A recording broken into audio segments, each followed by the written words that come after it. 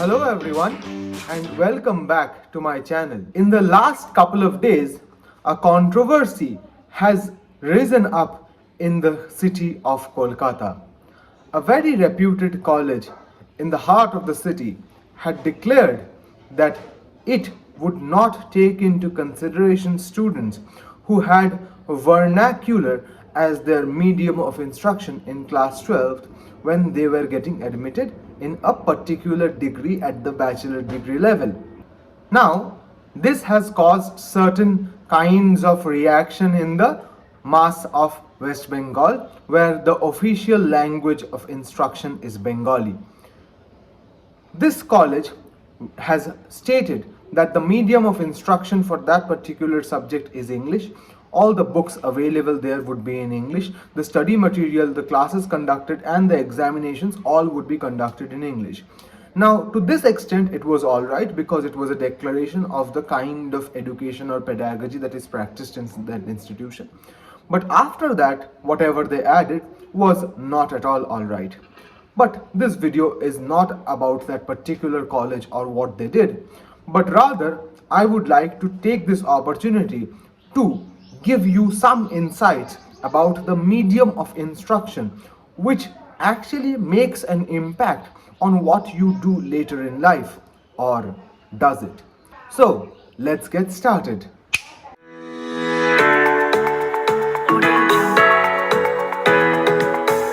Firstly, this question needs to be addressed that what difference does the medium of instruction make, especially at the 11th and 12th classes? In West Bengal, there are two primary mediums of instruction, English and Bengali, along with sporadic Hindi, Urdu and Nepali.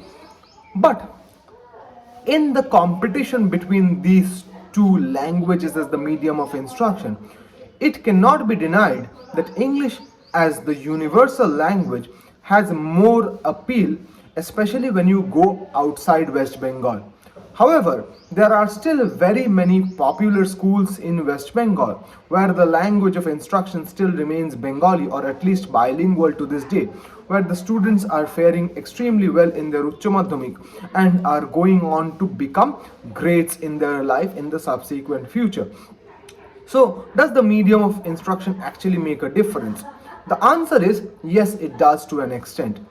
Now, it would come to us as no surprise that the ones who have been trained up to class 12, that is almost for 14 years in Bangla, would be more proficient in the language as compared to people who have been trained in English for their 14 years of life. But this doesn't mean that any institution should have any grounds to discriminate.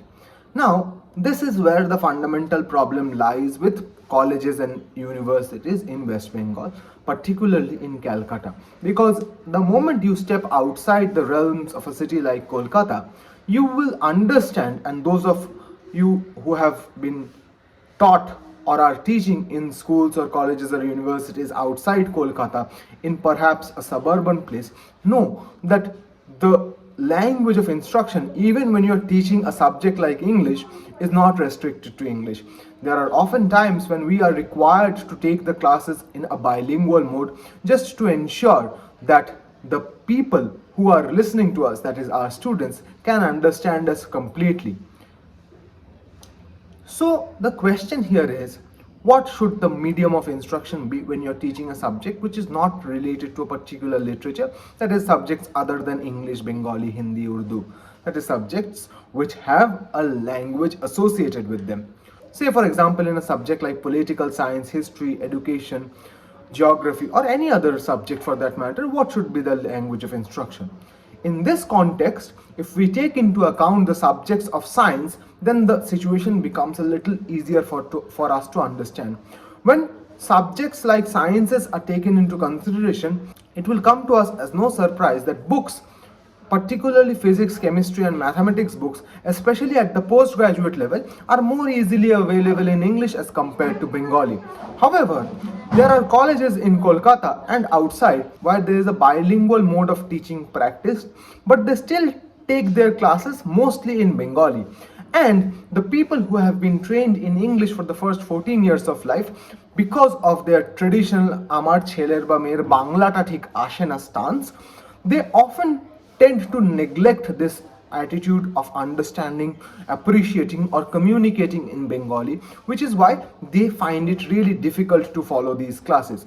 And it is not just about linguistical difficulties, but it is also about logistical difficulties, because there are certain terminologies, definitions, and ways of communicating a subject in a language as compared to a different language, especially if the two languages are English and Bengali, two languages which are far apart in the language tree, as we all know. Therefore, it is important to keep all these things in mind when we are dealing with such a nuanced issue. However, there is also another thing that needs to be mentioned in this context. That is, why would someone who is born and brought up in Bengal and is a Bengali not feel comfortable speaking their own language? It is obviously a fact that Bengali is one of the most spoken languages in the world. I think it ranks in the top 10 languages spoken in the world, if not the top 5. And to this day, Bengali is still taught in European countries as an additional language, and it was included in the Fulbright Language Teaching Assistant Program up until a few years ago. Therefore, why should we not make it a bigger deal to ensure that all our students, irrespective of who they are well versed and well fluent in this language, Bangla?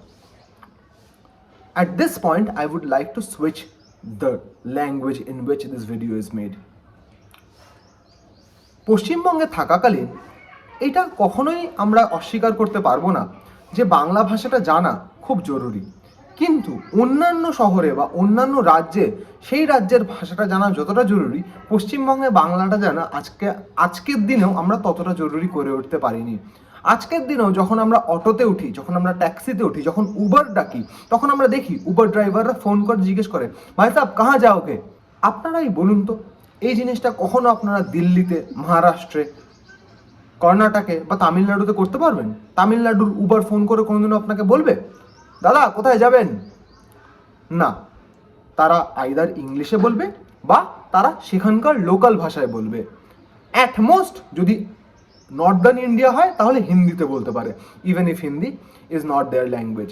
তাহলে আমরা West বেঙ্গলে থেকে, যেখানকার রাজ্যের ভাষা বাংলা, সেখানে আমরা যদি কোনো ট্যাক্সি চালক, ব্যাংক কর্মচারী বা যে কেউ আমাদের সাথে এমন কোনো একটা ভাষায় কথা বলে, ইন দিস কেস হিন্দি, যেটাতে আমরা কমফোর্টেবল নই, তাহলে আমরা সেই ভাষাটাকে কেন এন্টারটেন করি? আমি যদি আজকে দিল্লিতে গিয়ে বাংলায় কথা বলি, আমাকে কি কেউ উত্তর দেবে? কেউ উত্তর দেবে না।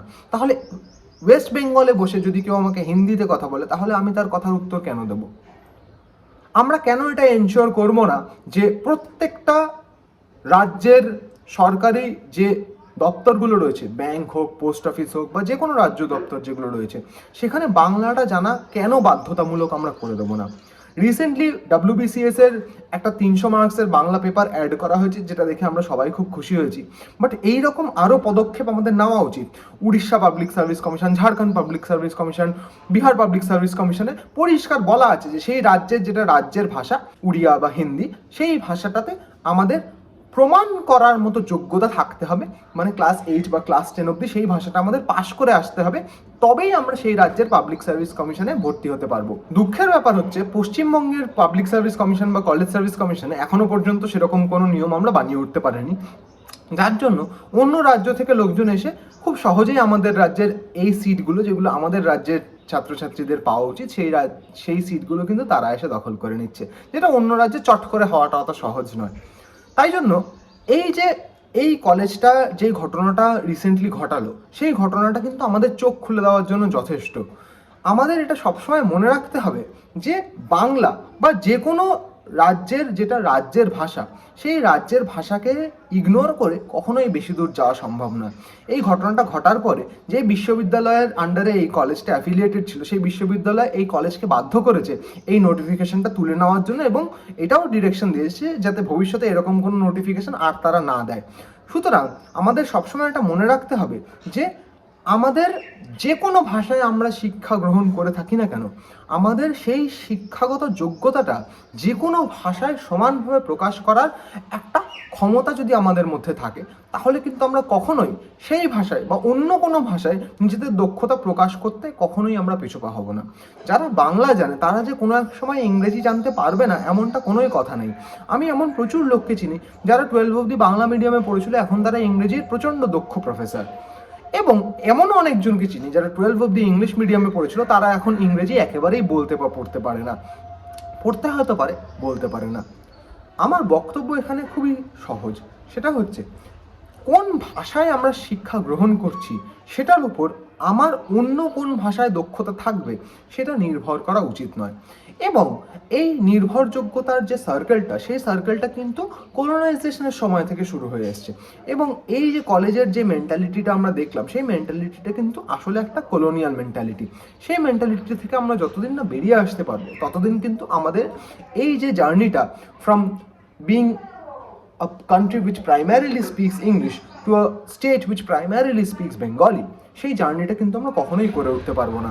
এবং সেই জার্নিটা যদি আমরা না করে উঠতে পারি, তাহলে কিন্তু অ্যাজ আ স্টেট আমাদের রাজ্যের ভবিষ্যৎ গড়া আমাদের জন্য আরও শক্ত হয়ে উঠবে। আমি আশা করবো যে ছাত্রছাত্রীরা আমার এই ভিডিওটা দেখছে, বা যে কোনো কেউ যে আমার এই ভিডিওটা দেখছে, তারা এটা থেকে কিছু বুঝবে বা কিছু শিখবে। এবং যদি আপনাদের কোনো প্রশ্ন থাকে তাহলে নিচে কমেন্ট বক্সে জানাতে ভুলবেন না। And of course don't forget to like, comment, share and subscribe. I will see you in the next video. Till then, hasta la vista.